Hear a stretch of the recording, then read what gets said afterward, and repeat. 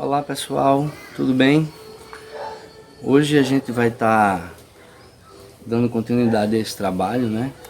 E a gente vai estar entrando agora na quarta unidade, tá? E a gente vai começar a falar sobre globalização. A gente terminou a questão do consumo, né? Vocês viram como é importante a gente entender a economia, como é importante a gente entender as regras do consumo, né? As regras do capitalismo.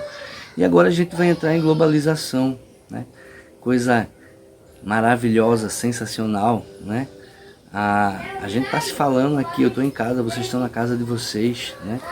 É algo que veio para melhorar o mundo de todas as formas, né? Uma maravilha. A globalização abrange todos os continentes, né? Tudo está socializado. Olha aí. Tem seu lado maravilhoso, tem seu lado bom, né? A globalização. Mas a globalização também tem seu lado perverso, destrutivo, né? E a gente vai entender um pouco sobre esse outro de agora, né? Se a gente for pensar um pouco em globalização, né? A gente pensa logo em Milton Santos. Vocês precisam ler um pouquinho Milton Santos, precisam ou assistir alguma coisa que ele tenha produzido. Porque o Brasil jamais teve cidadãos. Nós, a classe média, não queremos direitos, nós queremos privilégios. E os pobres não têm direito. Não há, pois, cidadania neste país. Nunca houve. Produzido, tá? É um intelectual brasileiro, negro, né? Fugiu do país durante o período militar, né? Escreveu já mais de 40 livros, se eu não me engano, né?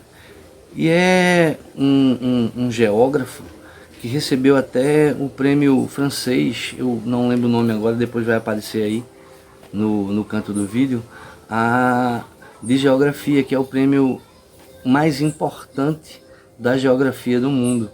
Então esse cara sabe o que ele diz, né? A gente precisa escutar um pouco do que ele fala, né? Então, e segundo Milton Santos, né, a globalização ela não começou agora, né? Isso tem muito sentido. A partir das navegações, né, a gente já estudou sobre isso, a gente sabe que isso é o começo do capitalismo. Descolonizar é olhar o mundo com os próprios olhos, pensá-lo de um ponto de vista próprio. O centro do mundo está em todo lugar. O mundo é o que se vê de onde se está.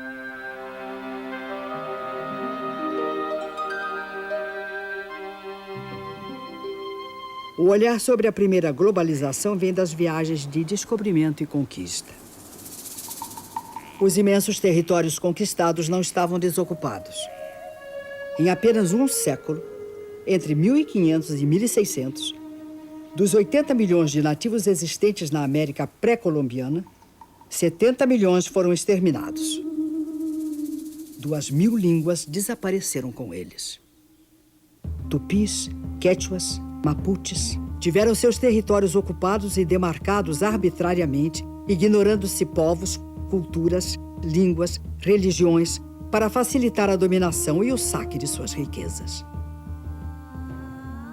Os 10 milhões de africanos transplantados para o Brasil, depois de séculos de escravidão nas plantações de cana, de café e nos garimpos das Minas Gerais, ficaram abandonados à própria sorte.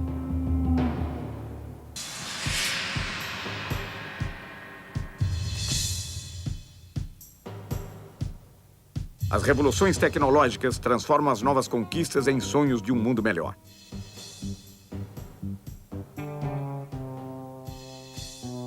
Logo começa o desmonte do estado de bem-estar social. O humanismo, como motor do desenvolvimento e do progresso, é substituído pelo modelo do consumo voraz. O consumo que é hoje o grande fundamentalismo. Esse, sim, é que é o grande fundamentalismo. As técnicas são implantadas nas sociedades e nos territórios a partir de uma política. Hoje, a política das empresas globais. Amanhã, a partir da política dos Estados impulsionados pelas nações.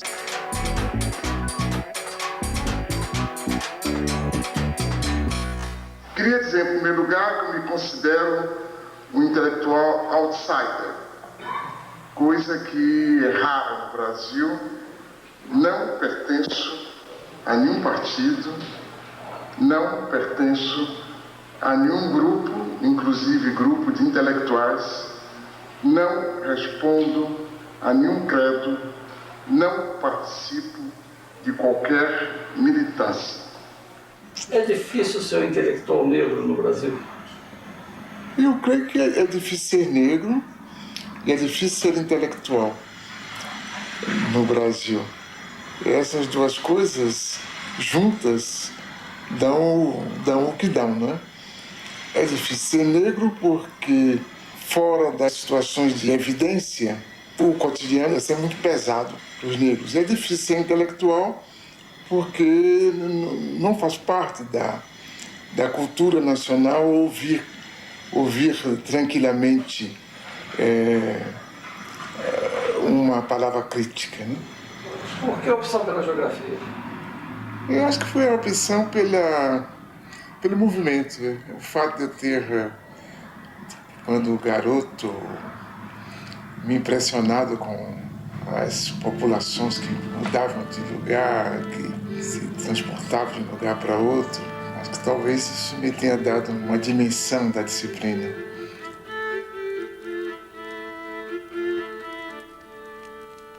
E o meu gosto pela história, sobretudo pela história do presente, me levou também a valorizar todo o processo contraditório.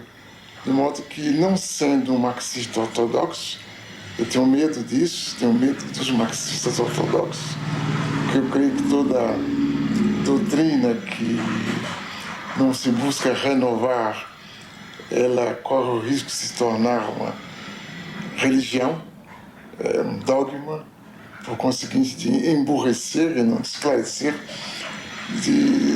Desse modo, eu me considero um marxista, ou se quiser, um marxizante. Ainda hoje? Ainda hoje, sobretudo hoje, porque com a globalização, o que sobrou do socialismo, fundado em realidades profundas, como no caso da China, por exemplo, e o mundo ocidental, que nós aprendemos mais a conhecer e a analisar e a interpretar, se tornou todo ele capitalista. Então, se tudo se torna capitalista, obrigatoriamente a contradição se instala, né? Nós tínhamos aproximadamente aqui nas Américas 80 milhões de pessoas, né? Não era uma terra sem dono. Então, esse vai ser o primeiro genocídio decorrente da globalização, né?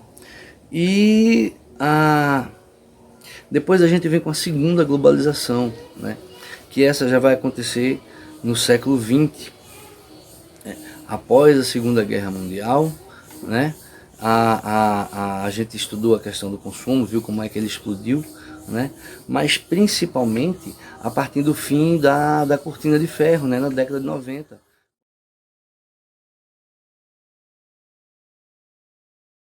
We're beginning a joint press conference between the President of the United States, George Bush, and President Mikhail Sergeyevich Gorbachev. There are many things that are important. On the START agreement, indeed it's the culmination of a long and historic negotiation. That's in mind there. Building on our historic cooperation during the Gulf crisis. Na década de 90, quando o capitalismo ele não vai ter mais ele não vai ter mais limites, né? Ele não vai ter mais concorrência. Ninguém pode nos deter agora.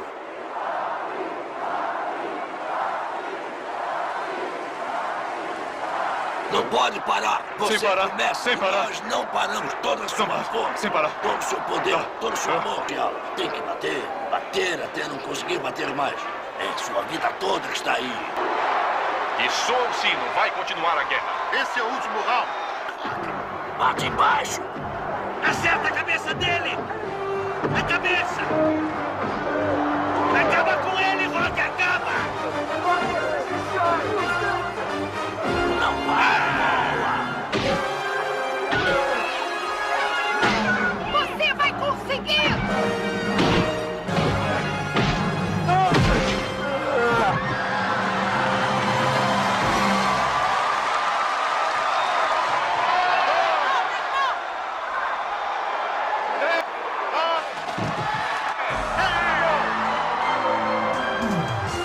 Ele venceu. O campeão Rock Balboa. Impossível. Essas pessoas estão... Tem mais concorrência, né? Ele vai ser o único sistema a dominar todo o globo, né? E o capitalismo, a gente entende isso, a gente sabe disso, ele não se baseia no social, né? O capitalismo ele se baseia na economia, né? A parte social, né? Isso vem em segundo plano, quinto plano e por aí vai. A globalização ela vai vir, né, a partir da regionalização, que a gente também já estudou isso, né? As principais empresas, as multinacionais, né? Elas vão se instalar nos países de terceiro mundo, vocês já sabem, né, bem o porquê, né? E isso acabou dividindo o mundo, né, em uma parte rica e uma parte pobre, né? E geograficamente falando, a gente fala o quê? Que o norte, né, é rico e que o sul é pobre, né? E se a gente for olhar no globo, por exemplo, se a gente for olhar uma foto da Terra à noite, né, a gente vai ver literalmente, né, o lado norte do planeta iluminado, né, e o lado sul, né, bem apagado, né? A discrepância é tremenda. Então isso não dá para negar, né? Para a gente ter ideia, né, e são alguns dados, entre os 500 mais ricos, né, do mundo, eles ganham mais do que os outros 416 milhões de pobres que temos no mundo. Então essa realidade que a globalização ela vem trazendo, como ela está sendo feita, né? Porque segundo Milton Santos, né, nós teríamos 3 mundos diferentes, né? 3 mundos distintos, né? O primeiro mundo, né, seria a fábula da globalização, né? Que fábula é essa? É o que a mídia nos apresenta. Só para a gente ter ideia, a mídia global, né, ela é dominada por apenas 6 empresas. Então, essa globalização como fábula, né, que a mídia nos mostra, como eu vinha falando para vocês, 6 empresas, né, detêm o poder da mídia mundial. Então não é a mídia em si que é ruim, né? Não é a mídia em si, né? Mas apenas 6 empresas controlam todo o mercado. Isso é monopolizar, né? E apenas elas passam suas ideias, né? Então elas passam essa ideia, né, de que a globalização ela é necessária e ela tem que ser dessa forma, né? Através do consumo, né? Através do você vale o que você tem, né? E não o que você é. E essa é a fábula da globalização, né? É o que a gente vive, né? A gente só vê a parte boa, né? A gente só vê o carro, a gente só vê o bem, mas a gente não sabe como é que ele foi feito, né? A gente não sabe quantas pessoas sofreram, né, para produzir aquele bem, né? A gente não sabe quanto o meio ambiente foi degradado para que aquele bem fosse produzido também, né? Existe a globalização real, né? Essa sim é a globalização perversa, né? É a globalização que a gente não consegue enxergar, porque nossas mentes estão, podemos botar assim, né, roborizadas pela mídia. Esse é o mundo como ele é de verdade, né? Nessa globalização, né, essa globalização real é aquela em que você compra, por exemplo, um terno de uma marca a da Dior, por exemplo, sei lá, por aí vai, né? Por $200, mas esse terno saiu por 15 centavos. A pessoa que cortou, costurou, né? A costureira, ela sofre trabalho escravo. Ela recebeu 15 centavos por aquele terno. Então essa é a globalização real, é a globalização perversa, né? E a gente também tem o terceiro mundo, né? A terceira globalização, que é a globalização como ela poderia ser, né? Ela não precisaria de ser perversa, ela é assim, porque assim os homens que controlam o poder a fizeram, né? Mas hoje, pessoal, por exemplo, a contradição é enorme, porque nunca teve tanta gente explorando tantos, né? Ao mesmo tempo em que o mundo nunca teve tantas condições, né, de diminuir a desigualdade, de acabar com a fome. A fome não é por falta de alimento. Josué vai chegar e vai dizer que a fome ela não é natural, né? Antes de Josué não se acreditava que existia fome no Brasil, né? E ele vai mostrar ao brasileiro e ao mundo que existia sim, né? E que a fome não é algo natural. Segundo Josué, a fome não é um fenômeno natural, né? Ela é um fenômeno social, tá? E ela é provocada, né, por estruturas econômicas defeituosas, né?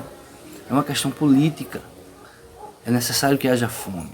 A gente falou sobre isso quando estava falando ali em consumo, né? Fome e miséria. Josué de Castro, grande sociólogo e médico, assim. Eu nunca soube nada de Josué de Castro, assim. Eu não aprendi na escola sobre Josué de Castro, assim. É uma pena isso. Mas depois eu fiquei conhecendo Josué de Castro quando a gente fez essa coisa do movimento Mangue e vi o quanto é importante a figura de Josué de Castro na história de Pernambuco. Um homem caranguejo. O Josué, nunca vi tamanha desgraça, quanto mais miséria tem, mais urubu ameaça. Queimou a lama do rio, eu vi um chié andando devagar e um maratu pra lá e pra cá. Vi um caranguejo andando pro sul, saiu do mangue e virou gabiru.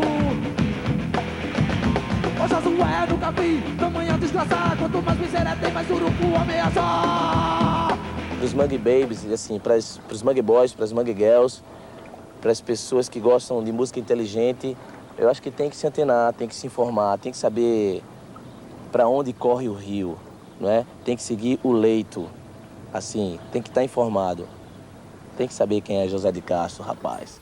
Então, a partir do consenso de Washington, né, em 1989, os americanos, né, eles vão mostrar, né, ao mundo, né, um conjunto de reformas, né, para que os países de terceiro mundo adotassem essas reformas, né, e deixassem de ser países de terceiro mundo, né, e pudessem ser países de primeiro mundo, né. Mas só que isso não funcionou. Por quê? Porque essas reformas elas visaram apenas o cunho econômico, né, e o social ele foi completamente deixado de lado.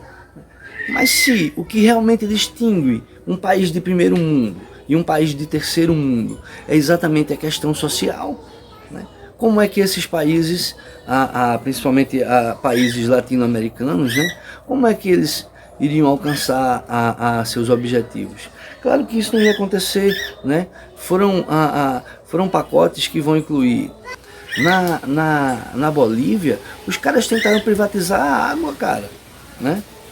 Aqui no Brasil, a nossa energia elétrica já é privatizada, né? Há um bom tempo, é um grupo espanhol, né?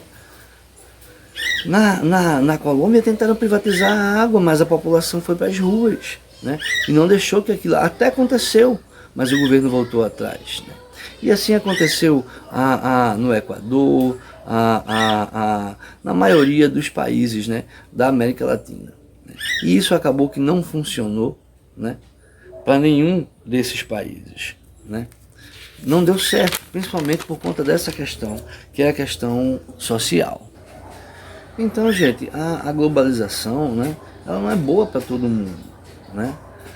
Ela não está sendo boa para os países do sul, né? Está sendo muito boa para os países do norte, obrigado, né? Mas para os países do sul, não, né? A gente vende nossa matéria-prima a preço de banana, a gente vende nossa mão de obra, né, muito barata. A gente está vendo nossas matas serem destruídas, o cerrado, né? Hoje o cerrado é o bioma mais ameaçado de extinção no Brasil. Da Mata Atlântica nem dá mais para falar, só tem 7% dos 100% que a gente tinha, né? Que ia desde o norte do país até o Rio Grande do Sul. Agora a gente só tem 7% disso, mas o cerrado ele está sendo todo destruído para plantar soja transgênica, para plantar milho transgênico, né? E para a criação do gado, né? É o que a gente vê aí a Globo mostrando, é muito bonito, a gente sente até orgulho de ser brasileiro, né? Agro, a indústria riqueza do Brasil. Agro é tech, agro é pop, agro é tudo. Ser brasileiro, né? Agro é pop, é tech, é tudo mesmo, né? É tudo mesmo para as grandes empresas. Mas o que é a Revolução Verde, né? Afeta de que maneira a nossa vida positivamente e negativamente? Né? A nossa vida negativamente, porque Revolução Verde significa o quê? Semente melhorada. Semente melhorada quer dizer transgênico, né? O salgadinho de milho que vocês comem, o cuscuz, tudo é transgênico. Procura lá na embalagem, tem um T, pipoca, é tudo transgênico. O segundo ponto é agrotóxico. O Brasil é o maior consumidor de agrotóxico do mundo, né? E o terceiro ponto é o fertilizante, que também somos, né, um dos maiores consumidores de fertilizante do mundo. E é preciso lembrar vocês, sei que vocês já sabem disso, né? Mas a gente não come, né, do agronegócio, né? O que está na minha mesa, na sua mesa, na mesa de qualquer família brasileira, tudo vem da produção familiar, né? O pequeno agricultor, é ele quem planta para a população brasileira comer. O que é plantado, né, pelo agronegócio é tudo produzido para exportação, né? Não vem para a nossa mesa. E nem vira comida de gente, na verdade vira comida de bicho, né? A soja vai virar ração, o milho vai virar ração, né? 80% a 90% de tudo que é produzido vira ração animal, né? Então a Revolução Verde é bom para os empresários, para a gente não, né? Porque usa agrotóxico. Quando usam agrotóxico, né, numa pequena produção, aquilo ali é mais localizado. Mas nas grandes plantations, aquilo é utilizado com avião, né? A plantação é muito grande e não dá para o cara ir manualmente fazendo aquilo. Então aquilo se utiliza avião, né? E se joga os produtos químicos em cima da plantação.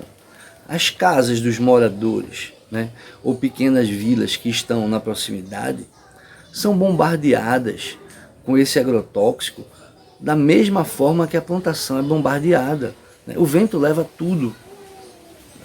Então as pessoas são diretamente afetadas por esse agrotóxico. Tem que ver onde é que ele tá por aí.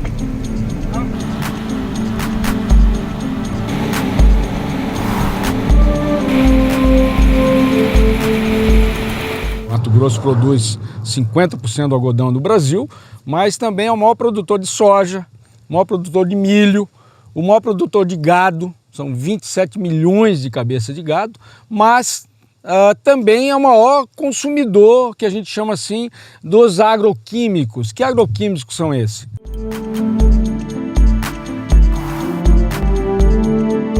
Nós temos um campo de aviação logo aqui adiante. Esses aviões, eles passam por cima da comunidade. Se o senhor prestar atenção, tem muita gente contaminada. Só que aí eu não sei assim se chega a virar um câncer. Agora, contaminado de imediato assim, tem bastante gente que é contaminada. Eu era o dosador, né? E é o que fazia as misturas, né? E daí tinha o meu irmão que passava, né? Só que nem eu falei, na primeira semana, pra misturar o veneno, eu tinha máscara, tinha EPI. Depois que acabou, eu fazia sem máscara, sem nada. Aí está comprovado que é uma intoxicação generalizada na pessoa, no corpo da pessoa. A tecnologia tem se preocupado muito com a pesquisa de produzir novos grãos, novas variedades, novas espécies para gerar mais produção, mais volume, né? E a saúde tem ficado para trás. Esse agrotóxico, né? Que também chega à nossa mesa. Pode não chegar diretamente através de uma verdura, porque como eu falei para vocês, a gente come da produção familiar, né? Mas o boi que comeu que comeu a soja e o milho transgênico e com agrotóxico, ele também se contaminou, né? Então esse agrotóxico ele chega na galinha, ele chega no boi, né? Ele chega no carneiro, ele chega no porco e por aí vai. Consequentemente chega até a nossa mesa, né? Mas isso a mídia não mostra. Tem alguns dados que eu quero passar para vocês que eu acho que são importantes. São só números, né? Mas representam muito, né? Por exemplo, a gente acha que nos Estados Unidos não tem fome, que ninguém morre de fome, né? Mas lembrem que o capitalismo ele é ruim para todos, né? Ele não vê distinção, né? Ele não vê cor, credo, estado social, né? Ele não vê nacionalidade, né? A única regra do capitalismo é lucrar. Então só nos Estados Unidos tem 10 milhões de norte-americanos passando fome, que a mídia também não mostra, né? Aqui no Brasil a gente tem aproximadamente 10,9 milhões de pessoas nos dias de hoje, né? Na América Latina, aproximadamente 34 milhões. Esse dado da América Latina é um dado de 2014, né? O que já faz um bom tempo, então isso provavelmente está bem maior, né? A fome aqui no Brasil ela não é nova, né? Não é da agora, né? O caso é que, antes de Josué de Castro, né, a fome no Brasil ela era vista como algo normal, né? Era quase que como na Idade Média, o povo está com fome porque Deus quer, né? Mas a gente sabe que a história não é essa, né? Então aqui, ó, só no Nordeste, nas secas que tiveram entre 1877 e 1879, morreram aproximadamente 500 mil pessoas. Entre 1915 e 1917, mais ou menos 100 mil pessoas, né? E campos de concentração, né, que vocês conhecem apenas a partir do nazismo, mas aqui no Brasil nós tivemos campos de concentração também, né? E não era para botar judeu, nem nazista, nem cigano, nem curdo, nem nada disso, né? Eram flagelados da seca. Isso aconteceu no Ceará, né, em 1932, né? Morreram aproximadamente 16 mil pessoas nesses campos de concentração, né, para os flagelados. Outra coisa que é bom saber, para a gente ter ideia, né, desses números que eu estou passando, né, a população brasileira é de aproximadamente 209,5 milhões de pessoas, né? Só no Nordeste a gente tem 56.760.000 pessoas, ou seja, equivale a 27%, né, da população do Brasil, né? 27% da população total do Brasil está no Nordeste, né? Então dessa população, desses 27% de brasileiros, a gente vai ter aí, ó, 60% não come carne, 80% não come ovo, 50% nunca tomou leite.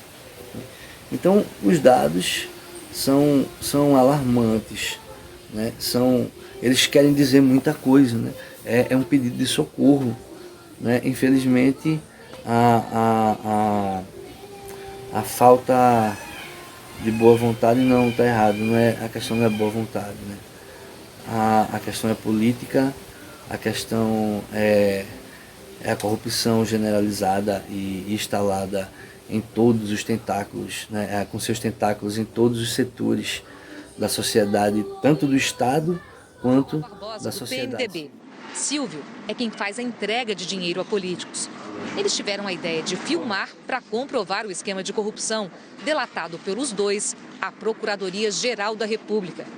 O atual prefeito de Cuiabá, Emanuel Pinheiro, do PMDB, enche os bolsos do paletó de dinheiro, deixando até cair. Ele se agacha para juntar os maços, para não deixar nada para trás. E ainda faz uma brincadeira. Já o deputado federal Ezequiel Fonseca, do Partido Progressista, chegou na sala e esperou esvaziarem uma caixa de papelão. E ali, todas as cédulas foram guardadas. O então deputado estadual Hermínio Barreto, do PR, leva uma mala onde coloca os maços de dinheiro. A atual prefeita de Juara, Luciane Bezerra, do PSB, guarda o dinheiro na bolsa. O ex-deputado estadual Alexandre César, do Partido dos Trabalhadores, recebe as notas e coloca em uma mochila. Né? O problema, né, é que esses programas de combate à fome, eles são ineficientes, mas porque, na verdade, né, eles não têm a finalidade de combater a fome, porque a fome é uma moeda eleitoreira, né, uma moeda muito forte. Né? A fome, não só a fome, a sede no sertão. Né? Depois que foi implantado, por exemplo, a sociedade civil, né? Isso não foi bem orquestrado pelo Estado, né? A questão das caixas, das cisternas, né? Aquilo foi um grande avanço para o sertanejo, porque ele dependia, né, do carro-pipa, né? No sertão, vocês talvez não saibam, mas ainda existe, né, um sistema de coronelismo muito grande, né? Então aquele pobre, ele dependia muito do carro-pipa, né, do prefeito ou do vereador da cidade, né? E aquilo era usado como moeda de voto. Então, gente, o segundo ponto importante, né, dessa questão da globalização, né, é a questão do território, né, que é a nova DIT, né, a nova forma de se trabalhar. A gente já falou também sobre isso, a questão das empresas, né, elas irem se instalar nos países de terceiro mundo, né? A Boeing, por exemplo, né, né, que já foi uma das maiores companhias aéreas do mundo, né? Ela tem fábricas em 36 países, perdão, 38 países, né? Ela recebe peças de 320 fornecedores diferentes, né? Então, um avião desse, ele é montado, né, em vários países diferentes, né? Mas qual é a ideia disso? Por que isso? É preciso estar próximo à matéria-prima, né? É preciso estar próximo de um local onde a mão de obra é barata, né? Então, para vocês terem ideia, né, segundo o Charles Kernigan, ele é diretor do Comitê de Trabalho dos Estados Unidos, né? Uma camisa que custa entre 14 e 15 dólares, né? O produtor, ele paga 3 centavos, né? Um som automotivo, né, que pode custar 600, 800 dólares, os produtores, né, as empresas pagam 30 centavos, né, ao trabalhador, né? Então, você vai me dizer que isso não é trabalho escravo? Né? É claro que isso é trabalho escravo, né? Nos países do terceiro mundo, né, a mão de obra, ela é barata, né? Por quê? Porque falta educação, né? Então falta emprego, né?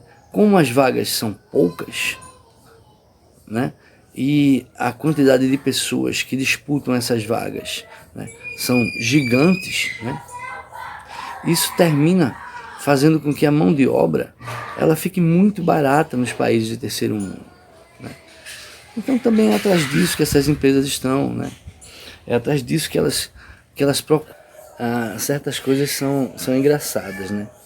Porque o pobre, né? O pobre ele quer ir para o shopping, né? Ele quer ir visitar o shopping, né? E o rico, né? Ele vai para a favela, ele vai visitar a favela, o turismo chamado turismo de fogo, né? O rico ele vai visitar a favela, ele vai visitar zonas de guerra, né? Isso é engraçado, porque é como se existisse, né? um muro invisível, né? O pobre ele quer ir no shopping, ele pode até ir lá, mas ele não vai, né? Ele não tem, primeiro que ele não tem roupa para ir, né? Então ele já se sente deslocado, né? daquele ambiente, né?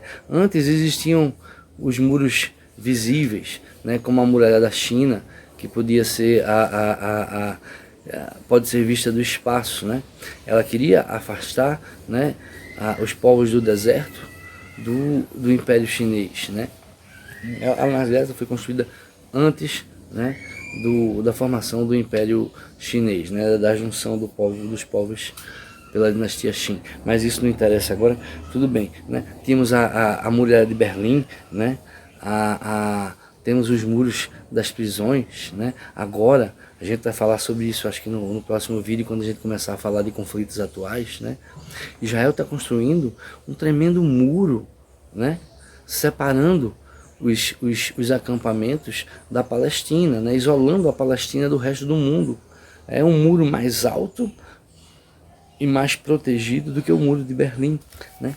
Mas, né, pior do que esses muros, né, é esse muro invisível, né, essa redoma invisível que a globalização, né, o consumismo, né, ele coloca entre as pessoas hoje, né, porque ele não é perceptível. Né? A gente não percebe o que é que está acontecendo. A maioria da população não entende o que é uma sociedade do consumo. Então, como essas empresas estão dominando todo o globo, né? É o que Milton Santos coloca como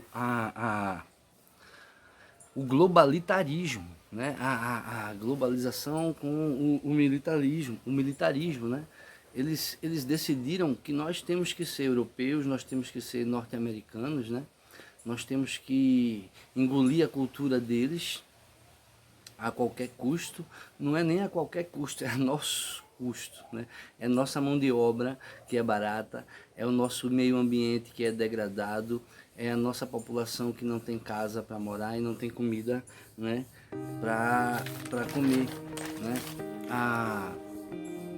Esses órgãos internacionais, né, que sempre falam em democracia, né, mas eles não são democráticos, né? A ONU, o BID, o FMI, né, e todos eles, né, como diz José Saramago, né, eles não são democráticos, né?